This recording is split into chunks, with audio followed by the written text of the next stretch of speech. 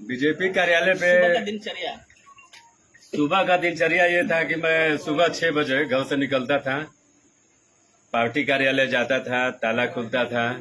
उसके बाद कुर्सी ठीक ठाक करके स्वयं झाड़ू लगाता था। झाड़ू लगाने के बाद फिर मैं घर आता था और स्नान ध्यान करके पुनः कार्यालय चला जाता था देर रात्रि तक। कभी कभी तो ऐसा होता था कि किसी परीक्षा के कारण या किसी बीमारी के कारण किसी को हॉस्पिटल ही आना हो, परीक्षा के कारण विद्यालय आना हो, तो जो कार्यकर्ता होते थे वो मुझे फोन करते थे कि भाई मेरी लड़की आ रही है, चाहे लड़का आ रहा है, रात्रि में यहीं कार्यालय पे विश्राम करेंगे। तो वो फोन 11 बजे भी रात्रि में आ जाए, चाहे 12 बजे आ जाए, तो मैं बिना आलस्य किए मैं स्वयं जाता था। उस समय भी ताला खोलता था, उनको पूरी व्यवस्था बना के, और फिर मैं घर आता था। यह प्रक्रिया मुझे लगता है कि निरंतर कई वर्षों तक चली। आज चूंकि अपना नया कार्यालय बन गया है। लोग बहुत कुछ बोलते भी थे उस वक्त।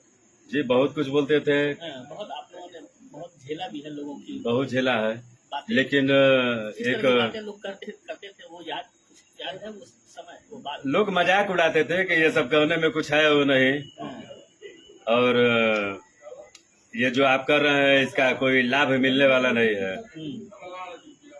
तो चूंकि आदमी हर विषय को नजरअंदाज करता था, मन में कार्यकर्ता का भाव था, तो कार्यकर्ता के भाव के नाते, चूंकि संघ का मैं स्वयंसेवक हूँ और संघ में स्वयं की प्रेरणा से काम करने वाला ही स्वयंसेवक होता है, इस भावना के साथ निरंतर चाहे कोई भी काम रहा हो, झाड़ू लगाना हो, कार्यालय बंद करना हो, खोलना हो, मंच का संचालन करना हो, माने किसी भी क्षेत्र में अगर लगाया जाए संगठन के द्वारा तो बखूबी उसका निर्वहन होता था।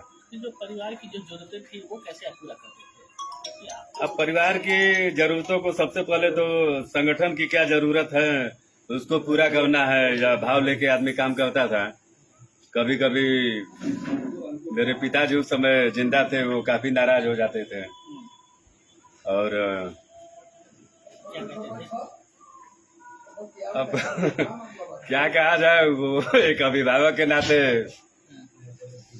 कभी कभी इस प्रकार की स्थिति का निर्माण होता था कि वो पिटाई भी कर देते थे। ये बहुत बड़े नेता हुए, वो दिन भर घर छोड़ के जाना है, तो परिवार की चिंता नहीं है। लेकिन कभी कभी आंखों में आंसू भी आ जाते थे, लेकिन अकेले उस चीज को आदमी सहन करता था और फिर थोड़ी देर बाद वही भाव लिए संगठन के काम के लिए आदमी आगे बढ़ता था।